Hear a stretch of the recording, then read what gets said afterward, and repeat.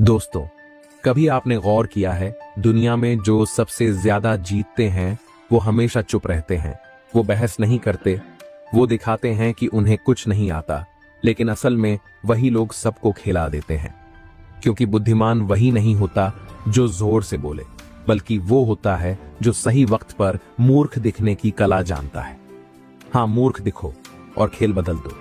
ये कोई चाल नहीं, ये चाणक्य की नीति है।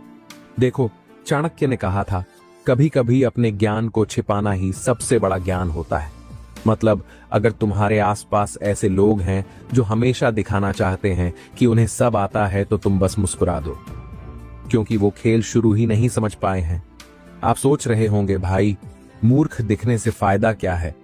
कहीं आप सच में मूर्ख तो नहीं बन जाओगे? नहीं, असल में मूर्ख दिखना और मूर्ख होना दो बहुत अलग बातें हैं। जब तुम मूर्ख दिखते हो, तुम सामने वाले के अहंकार को आराम से बाहर आने देते हो। वो खुद को समझदार समझने की भूल करता है और वहीं से तुम्हारा खेल शुरू होता है। क्योंकि अब वो आराम करता है, वो सोचता है कि उसे कुछ साबित नहीं करना। और जब वो रिलैक्स होता है, वहीं से तुम रणनीति से आगे निकल जाते हो। सोचो, अगर चाणक्य खुलकर कहते कि वो सिकंदर को हराना चाहते हैं, तो क्या शकुनी जैसे दरबारी उन्हें मौका देते? नहीं। उन्होंने पहले खुद को एक साधारण ब्राह्मण दिखाया और भीतर भीतर ऐसी रणनीतियां रची कि पूरा साम्राज्य हिल गया।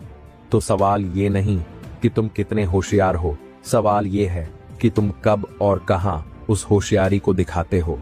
चलो एक सीन सोचो, तुम किसी ऑफिस मीटिंग में हो, सब लोग अपनी राय दे रहे हैं, हर कोई चाहता है कि उसका आइडिया चुना जाए और तुम बस सुन रहे हो। लोग सोचेंगे इसको कुछ आता नहीं, चुप बैठा है, लेकिन तुम अंदर ही अंदर सबके विचारों को स्कैन कर रहे हो। कौन ईगो में बोल रहा है, कौन फालतू बातें कर रहा है, कौन असली सॉल्यूशन दे रहा है। और फिर जब सब थक जाते हैं, तब तुम बोलते हो, शांत आवाज में, सीधे शब्दों में, और सब सुनते हैं। क्यों? क्योंकि अब वो तुम्हें मूर्ख नहीं समझते, वो तुम्हें समाधान समझने लगते हैं। यही चाणक्य नीति है। पहले उन्हें बोलने दो ताकि वो खुद को खोल दें। अब आप कहेंगे, भाई ये तो चालबाजी हुई। तो मैं कहूंगा, नहीं, ये रणनीति है। चालबाजी धोखा देती है, रणनीति दिशा देती है। चाणक्य ने कहा था, जो अपने ज्ञान का दिखावा करता है वो ज्ञान से खाली होता है। और ये बात आज भी उतनी ही सटीक है, क्योंकि अभी के दौर में भी लोग दिखावे में लगे हैं। कौन ज्यादा जानता है, किसके पास ज्यादा पैसा है, किसका नेटवर्क बड़ा है। और इस दिखावे के बीच जो व्यक्ति शांत रहता है, वो सबकी कमजोरियां देख लेता है। वो सुनता है, समझता है और फिर वार करता है बिना आवाज के। यही कारण है कि इतिहास में ज्यादातर बड़े दिमाग दिखावे से दूर साधारण से दिखने वाले लोग ही रहे हैं। रामानुजन, चाणक्य, कबीर, गांधी, सबने दुनिया को बदला, पर शुरुआत में सबने इन्हें हल्के में लिया। क्योंकि हमें बचपन से सिखाया गया, हमेशा अपनी समझदारी दिखाओ वरना लोग तुम्हें बेवकूफ समझेंगे। लेकिन सच्चाई उलटी है। जितना तुम खुद को प्रूव करने की कोशिश करते हो, उतना ही तुम दूसरों के गेम में फंसते जाते हो। कभी किसी बहस में अपने शब्द पीछे खींच कर देखो। लोग सोचेंगे तुम हार गए, लेकिन वो ये नहीं समझेंगे कि तुमने अपनी ऊर्जा बचा ली है। और वही ऊर्जा किसी बड़े फैसले में काम आती है। यही है बुद्धि की अर्थव्यवस्था, जहां तुम हर जगह लड़ाई नहीं करते, बस जरूरी मोर्चे पर जीत तय करते हो। कभी कभी जीवन में सबसे बड़ा युद्ध दिखने में छोटा होता है। तुम्हारा कोई दोस्त, कोई बॉस या कोई रिश्तेदार हमेशा तुम्हें नीचे दिखाने की कोशिश करता है। वो चाहता है कि तुम प्रतिक्रिया दो, झगड़ो, बहस करो, क्योंकि उसे पता है कि अगर तुमने रिएक्ट किया तो वो तुम्हारे ऊपर कंट्रोल पा लेगा। और यहीं पर अगर तुमने मुस्कुरा के कहा, शायद आप सही कह रहे हैं, तो खेल खत्म नहीं होता, खेल बस शुरू होता है। क्योंकि वो जीतने के भ्रम में रहेगा और तुम आगे की चाल चलने के लिए आजद हो जाओगे। देखो, मूर्ख दिखने की कला तभी काम करती है जब तुम्हारे अंदर खुद का अहंकार कंट्रोल में हो। क्योंकि अगर तुम्हें भी तुरंत जवाब देना है, तुम भी मैं सही हूं, साबित करना चाहते हो, तो तुम वही गलती करोगे जो बाकी करते हैं। चाणक्य कहते हैं, स्वयं को संयमित करने वाला व्यक्ति दूसरों को नियंत्रित कर सकता है। मतलब, पहले खुद के भीतर की आग पर कंट्रोल लाओ। लोग जो चाहें कहें, तुम बस देखो, सोचो और सही वक्त का इंतजार करो। यही नीति है, यही शक्ति है। एक बार एक दरबार में एक पंडित और एक साधारण किसान के बीच बहस हो गई। पंडित ने कहा, इस किसान को कुछ नहीं आता, ये अनपढ़ है। किसान मुस्कुराया, कुछ नहीं बोला। राजा ने कहा, चलो हम एक प्रश्न करते हैं। पंडित ने लंबे संस्कृत मंत्र पढ़े। किसान चुप रहा। राजा ने पूछा, किसान तुम्हारा उत्तर क्या है? किसान बोला, महाराज मुझे इन शब्दों का अर्थ नहीं पता, पर मैं इतना जानता हूं कि अगर बीज बोया जाए तो फसल आती है, अगर झूठ बोया जाए तो बर्बादी आती है। पूरा दरबार शांत हो गया। पंडित की विद्वता वहीं मिट गई, क्योंकि किसान ने ज्ञान नहीं दिखाया बल्कि सत्य दिखाया। अब सवाल यह है, जब मूर्ख दिखने की कला इतनी ताकतवर है तो इसका इस्तेमाल कब और कहां नहीं करना चाहिए? क्योंकि याद रखो, हर नीति अगर गलत वक्त पर अपनाई जाए तो वही तुम्हें नुकसान पहुंचा सकती है। आगे मैं बताऊंगा जब चाणक्य की नीति भी उलटी पड़ जाती है और कैसे पहचानो सही वक्त। वो हिस्सा सबसे खतरनाक है। तब तक याद रखना, हर वो शेर जो चुप है वो कमजोर नहीं, वो वक्त का इंतजार कर रहा है। कभी कभी जिंदगी में आप रणनीति के हिसाब से कदम रखते हैं, आप चुप रहते हैं, मूर्ख दिखते हैं, पर सामने वाला आपको सिर्फ कमजोर समझ लेता है। वो आपकी चुप्पी को संयम नहीं बल्कि डर समझ लेता है। और यही वो मोड़ है जहां मूर्ख दिखने की नीति खतरे में बदल जाती है। देखो, चाणक्य की नीति मूर्ख दिखने की बात करती है, मूर्ख बनने की नहीं। दोनों में बारीक फर्क है।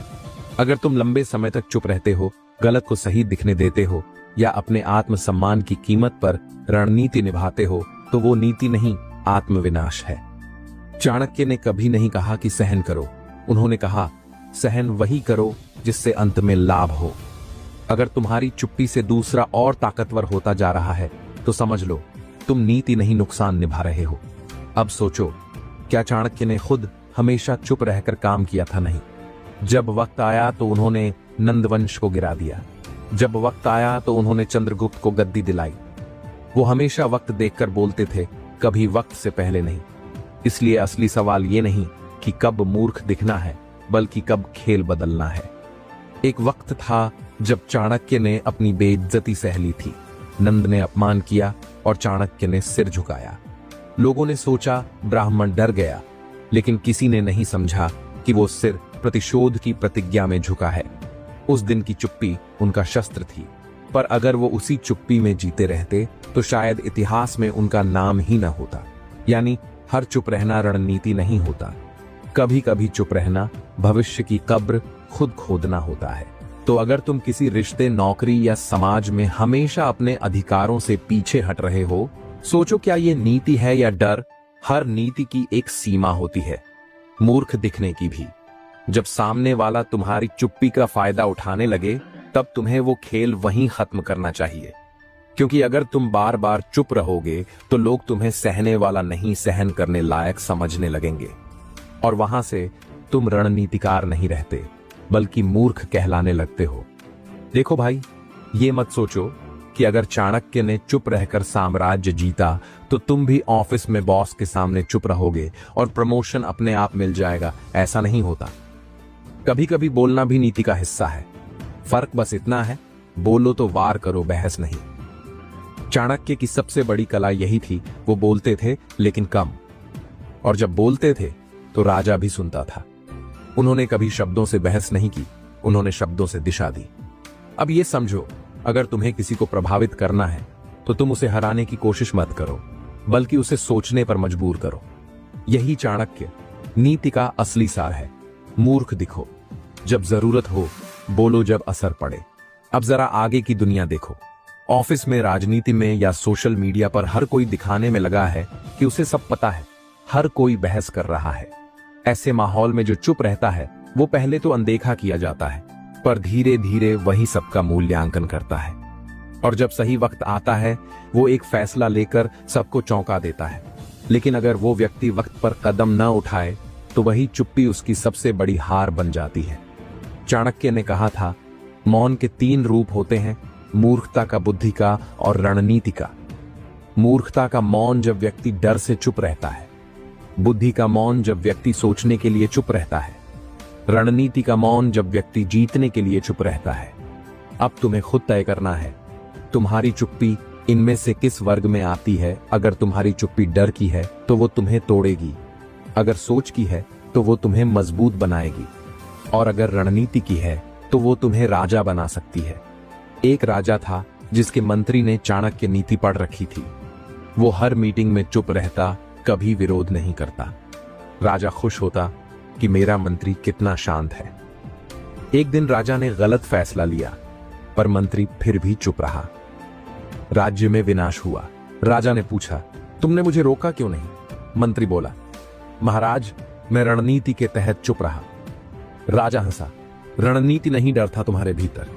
और यही बात समझो, अगर तुम्हारी नीति सत्य की रक्षा नहीं कर पा रही तो वो नीति नहीं, कायरता है। अब तक हमने जाना कि मूर्ख दिखना एक शक्ति है, लेकिन तभी तक जब तक वो विवेक से जुड़ी हो। आगे हम बात करेंगे कब और कैसे चाणक्य ने मूर्ख दिखने की नीति को हथियार बनाया और कौन सी चालें इतिहास ने छिपा दी।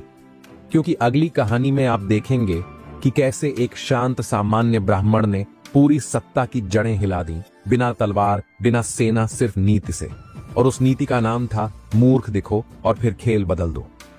राजगृह का दरबार, सोने की चमक, रेशमी वस्त्र और अहंकार से भरा राजा धनानंद। दरबार में शोर था, हंसी थी, और बीच में एक ब्राह्मण खड़ा था। वो ब्राह्मण चुप था, सर झुकाए, विनम्र चेहरा लिए खड़ा था। उसका नाम था चाणक्य। राजा ने कहा, क्या चाहता है तू? चाणक्य बोला, धर्मराज्य चाहता हूं। राजा हंस पड़ा, धर्मराज्य तुझसे? और उसी पल उसने उस ब्राह्मण का अपमान किया। चाणक्य ने सिर झुकाया। लोगों ने सोचा बेचारा डर गया, लेकिन किसी ने नहीं देखा कि उस झुके हुए सिर के भीतर एक क्रांति जन्म ले रही थी। उस दिन चाणक्य ने एक वचन लिया, जब तक इस धरती से नंद वंश का नाम मिटा ना दूं, तब तक मैं न सोऊंगा न रुकूंगा। अब सोचो, अगर वो उसी समय दरबार में गुस्सा दिखाते, अगर वो बहस करते, तो क्या उन्हें मौका मिलता नहीं? उनका मूर्ख दिखना ही उनका पहला हथियार था। उन्होंने नंद को अपने अहंकार में फंसने दिया, और फिर खेल शुरू हुआ। यहीं से समझो, रणनीति वहीं से जन्म लेती है जहां अपमान खत्म होता है।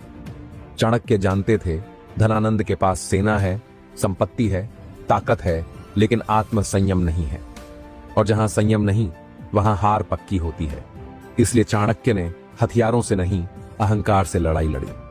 उन्होंने मूर्ख दिखने की नीति को मनोविज्ञान की तरह इस्तेमाल किया। वो हर किसी से साधारण शब्दों में बात करते, कभी बहस नहीं करते, पर हर बात में एक दिशा देते जाते। धीरे धीरे लोगों को एहसास होने लगा कि यह साधारण ब्राह्मण असाधारण दिमाग रखता है। अब सोचो जरा, अगर अभी के जमाने में कोई आपको बेइज्जत करे तो क्या आप कहेंगे, हाँ भाई तू सही है, या तुरंत व्हाट्सएप स्टेटस डाल दोगे? कर्म का फल सबको मिलता है। यही फर्क है रणनीति और रिएक्शन में। रणनीति वक्त मांगती है, रिएक्शन विनाश। चाणक्य की नीति अब आगे बढ़ी। उन्होंने एक युवा देखा, तेज, साहसी, लेकिन दिशा विहीन। उसका नाम था चंद्रगुप्त। चाणक्य ने मुस्कुराकर कहा, राजा बनने का मन है? चंद्रगुप्त चौंका। मैं राजा? चाणक्य बोले, नहीं राजा नहीं, राजनीति का परिणाम। वहीं से दोनों का सफर शुरू हुआ, गुरु और शिष्य का, जहां एक सोचता था और दूसरा चलता था। चाणक्य कई जगह खुद को साधारण ब्राह्मण बताकर गए। वो छोटे छोटे राज्यों में गए, राजाओं से मिले, और हमेशा वही तरीका, मूर्ख दिखना, ध्यान से सुनना और वक्त पर बोलना। कई जगह राजाओं ने उन्हें अपमानित किया, उन्होंने सहा, लेकिन हर बार वो उन राजाओं के मंत्रियों के बीच बीज बोते गए। एक बीज विद्रोह का, दूसरा नेतृत्व का, तीसरा जागरूकता का। लोगों ने सोचना शुरू किया, शायद ये ब्राह्मण कुछ जानता है जो हमें नहीं पता। और इसी शायद से शुरू हुआ महान परिवर्तन। धीरे धीरे चाणक्य ने हर उस राजा को साथ लाया जो नंद के अत्याचार से तंग था। उन्होंने एक ऐसा गठबंधन बनाया जो बिना शोर के बन रहा था, बिना युद्ध के पनप रहा था। और जब धनानंद को खबर लगी, तब तक खेल उसके हाथ से निकल चुका था। कई महीनों तक मूर्ख दिखने के बाद एक दिन चाणक्य ने खुलेआम कहा, अब समय आ गया है। उन्होंने चंद्रगुप्त को युद्ध भूमि में भेजा, राजाओं को एक किया और खुद पृष्ठभूमि से खेल चलाते रहे। वो अब वही कर रहे थे जो उन्होंने सिखाया था। वक्त आने पर बुद्धिमान दिखो और खेल बदल दो। धनानंद हारा, लेकिन असली हार उसकी सेना की नहीं थी, असली हार उसके अहंकार की थी। देखो, चाणक्य ने कभी मूर्ख दिखने के लिए मूर्खता नहीं की। उनकी हर चुप्पी, हर मुस्कान, हर अपमान का एक रणनीतिक उद्देश्य था। और यही फर्क है नीति और नाटक में। नीति सोचती है कब क्या करना है, नाटक सोचता है लोग क्या सोचेंगे। अगर तुम सिर्फ इसलिए चुप रहते हो कि लोग कुछ न कहें तो वो डर है, पर अगर तुम इसलिए चुप रहते हो कि सही वक्त पर वार करो तो वो नीति है। मतलब अगली बार कोई तुम्हें बोले यार तू तो कुछ बोलता ही नहीं, तो मुस्कुराकर कहना बोलूंगा, लेकिन उस वक्त जब तुम्हें सुनना पड़ेगा। अभी भी ये नीति 100% प्रासंगिक है, ऑफिस में, बिजनेस में, रिश्तों में, हर जगह। उदाहरण के लिए आप किसी प्रोजेक्ट में हैं, सब लोग अपने अपने विचार ठोक रहे हैं, आप बस सुनिए। लोग आपको कम आंकेंगे, फिर जब वक्त आए आप एक ऐसा सॉल्यूशन देंगे जो सबके विचारों को जोड़ देगा। यानी आप मूर्ख दिखे लेकिन मास्टर स्ट्रोक मारा। रिश्तों में भी यही खेल चलता है। कभी कभी बहस न जीतकर रिश्ता बचा लेना ही बड़ी जीत होती है, पर वहीं अगर हर बार आप चुप ही रहते हैं तो एक दिन कोई आपकी चुप्पी को कमजोरी समझने लगता है। यही सीमा है। चाणक्य ने एक और नीति कही थी, जो व्यक्ति दूसरों की चाल समझ जाए वही खेल का मालिक होता है। अब तक हमने सीखा कि मूर्ख दिखना कैसे खेल बदल सकता है, पर अगले अध्याय में मैं बताऊंगा कि कैसे दूसरों की चाल समझी जाए बिना उनके बताए। यानी कैसे आप किसी के शब्दों से नहीं, उनकी नीयत से खेल समझ सको। क्योंकि जब तक आप चाल नहीं समझते आप बस खिलाड़ी हैं, और जब चाल समझ जाते हैं आप खेल के निर्माता बन जाते हैं। चाणक्य ने इतिहास को बदला, लेकिन उससे बड़ा सबक यह था कि असली ताकत दिखावे में नहीं बल्कि धैर्य और रणनीति में होती है। आगे मैं आपको बताऊंगा कैसे आप चाणक्य की तरह दूसरों की चालें पढ़ सकते हैं और किसी भी परिस्थिति में मनोवैज्ञानिक रूप से आगे रह सकते हैं। हर इंसान बोलता है, लेकिन हर शब्द सच नहीं होता। कुछ शब्द नीति होते हैं, कुछ शब्द चाल। और चाणक्य कहते हैं, बुद्धिमान व्यक्ति बोलने से नहीं, सुनने से पहचानो। अभी के युग में यही नीति सबसे जरूरी है, क्योंकि अब युद्ध तलवार से नहीं, भाषा और भावनाओं से लड़ा जाता है। कभी किसी से बात करते हुए ध्यान दिया है, कभी कभी लोग बहुत कुछ बोलते हैं, पर असल में जो नहीं कहते वही असली सच्चाई होती है। चाणक्य ने कहा था, मौन सबसे बड़ा संवाद है, क्योंकि झूठ उसमें जगह नहीं बना सकता। अब मान लो कोई व्यक्ति तुमसे कह रहा है, मुझे कोई फर्क नहीं पड़ता, लेकिन उसकी आंखें झपक रही हैं, चेहरा तनाव में है। क्या उसे सच में फर्क नहीं पड़ता? नहीं, उसका मौन बता रहा है कि फर्क बहुत पड़ता है। वैसे अगर कोई बोले मुझे फर्क नहीं पड़ता, तो समझ लो फर्क बहुत ज्यादा पड़ता है। जो सच में बेफिक्र होते हैं वो कुछ बोलते ही नहीं। हर व्यक्ति अपने शब्दों में अपनी नीयत छिपाता है। कुछ लोग मीठा बोलते हैं पर मतलब कड़वा होता है, कुछ लोग कड़वा बोलते हैं पर मंशा सच्ची होती है। चाणक्य कहते हैं, वाणी व्यक्ति का चेहरा नहीं, उसका चरित्र दिखाती है। तो अगली बार जब कोई आपसे बात करे तो सिर्फ शब्द मत सुनो, स्तर सुनो, रफ्तार सुनो, रुकावटें सुनो। वहीं छिपा होता है उसका सच। उदाहरण के लिए, अगर कोई बात करते हुए बार बार मतलब या असल में बोले, तो समझो वो खुद को सही ठहराने की कोशिश कर रहा है। वो व्यक्ति सच्चा नहीं, रक्षात्मक है। चाणक्य ने कहा था, व्यक्ति का स्वभाव नहीं, उसका व्यवहार उसकी नीति बताता है। क्योंकि कोई भी इंसान लंबे समय तक नकाब नहीं पहन सकता। एक झूठा व्यक्ति शुरुआत में सच्चा दिखेगा, पर धीरे धीरे उसके शब्द उसके कर्म से अलग होने लगेंगे। तो दूसरों की चाल समझने का तरीका है उनका पैटर्न देखो, शब्द नहीं। अगर कोई बार बार वही गलती कर रहा है तो वो गलती नहीं, रणनीति है। जैसे कुछ लोग हर बार कहते हैं इस बार पक्का वक्त पर आऊंगा, और फिर वही करते हैं, तो समझो वो देर करना उनकी आदत नहीं, उनका सिस्टम है। लोग आपको भावनाओं में फंसाकर चाल चलते हैं, कभी दया के नाम पर, कभी गुस्से के नाम पर, कभी वफादारी के नाम पर। चाणक्य कहते हैं, जो व्यक्ति भावनाओं पर नियंत्रण रखता है वही नीति पर नियंत्रण रख सकता है। तो अगर तुम्हें किसी की चाल समझनी है तो पहले अपनी भावनाएं शांत करो, क्योंकि भावनाएं जब उफान पर होती हैं तो दिमाग सिर्फ सुनता है, समझता नहीं। सोचो, कितनी बार किसी ने आपकी सहानुभूति लेकर आपको इस्तेमाल किया है। कितनी बार आपने किसी को इसलिए माफ किया क्योंकि दिल मान गया, लेकिन बाद में वही व्यक्ति फिर वही काम करता रहा। यही चाल है, और ये तभी दिखती है जब आप दिल नहीं दिमाग से देखते हैं। हर बातचीत, हर रिश्ता, हर मीटिंग एक पावर गेम है, कभी सटल, कभी डायरेक्ट। चाणक्य ने कहा था, जहां शक्ति असमान है वहां नीति बदल जाती है। इसका मतलब अगर किसी के पास अधिक नियंत्रण है तो उसकी बात में हमेशा एक छिपी चाल होगी। अब वो चाल कैसी होगी मैं तुम्हारे लिए ये कर रहा हूं। तुम मेरे बिना कुछ नहीं कर सकते, मुझे सिर्फ तुम्हारा भला चाहिए। ये शब्द शक्ति की चादर ओढ़े हुए होते हैं, पर असल में वो निर्भरता का जाल होते हैं।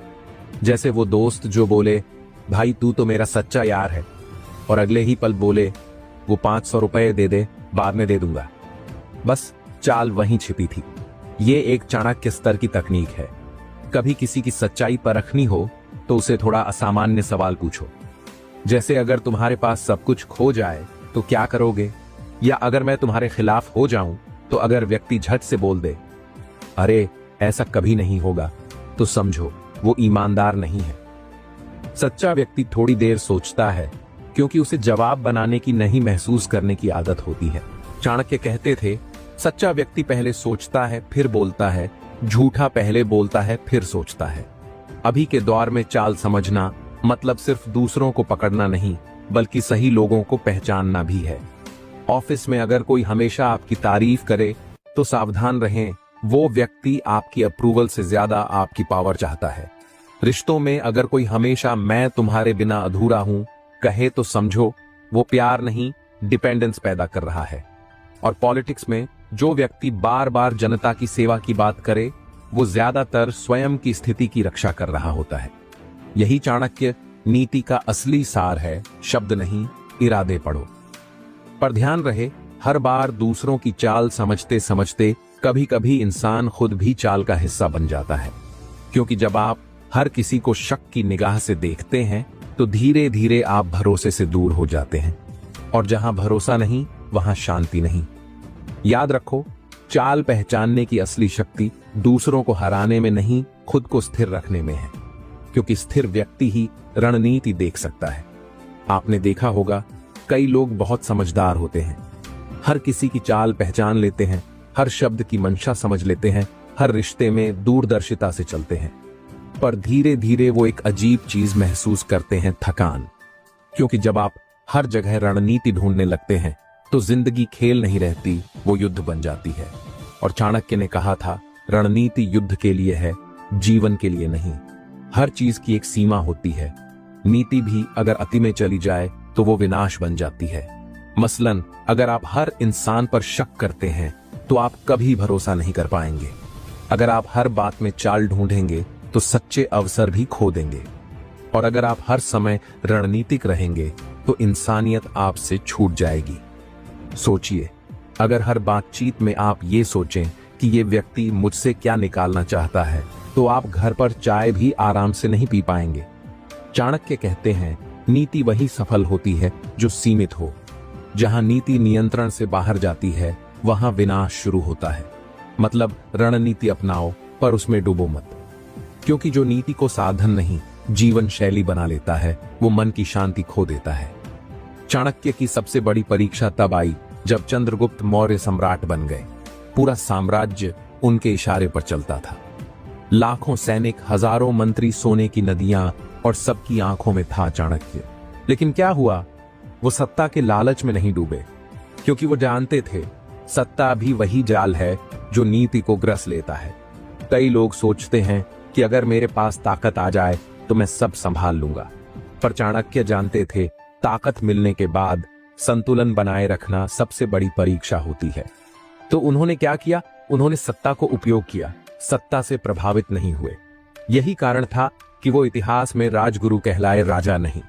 उन्होंने कहा, जिस दिन नीति तुम्हें खुद से बड़ा लगे उस दिन समझो तुम नीति नहीं, नीति तुम्हें चला रही है। बहुत लोग सोचते हैं कि नीति का मतलब ठंडापन है, बिना भावना, बिना लगाव, बिना संवेदना। पर चाणक्य ऐसा नहीं मानते थे। उन्होंने कहा, भावनाएं कमजोरी नहीं, सही दिशा में उपयोग हो तो नीति की शक्ति है। मतलब अगर तुम्हारी नीति दूसरों की भलाई से जुड़ी है तो वो नीति नहीं, धर्म बन जाती है। पर अगर वो सिर्फ स्वार्थ के लिए है तो वो नीति नहीं, चाल बन जाती है। इसलिए चाणक्य ने नीति के साथ हमेशा नैतिकता जोड़ी, क्योंकि अगर नीति का आधार लोभ है तो वो कितनी भी चालाक हो लंबे समय तक टिकती नहीं। एक बार चंद्रगुप्त ने चाणक्य से पूछा, गुरुजी, आप तो सब कुछ देख सकते हैं, तो क्या आप कभी गलती नहीं करते? चाणक्य मुस्कुराए, गलती तभी नहीं होती जब मनुष्य नीति नहीं निष्ठा से काम करे। अब यहां आती है सबसे खतरनाक स्थिति, जब व्यक्ति खुद को इतना चतुर मान लेता है कि उसे कोई धोखा दे ही नहीं सकता। यही होता है नीति का अहंकार, और इतिहास गवाह है जिसके भीतर यह अहंकार आया वो जल्द या देर से गिरा। क्योंकि जो सोचता है कि मैं सब समझ गया, वो नए अनुभवों के लिए दरवाजा बंद कर देता है और वहीं से विनाश शुरू होता है। वैसे अगर कभी आपको लगे कि अब मुझे सब समझ में आ गया है, तो समझ लीजिए आप कुछ भी नहीं समझे।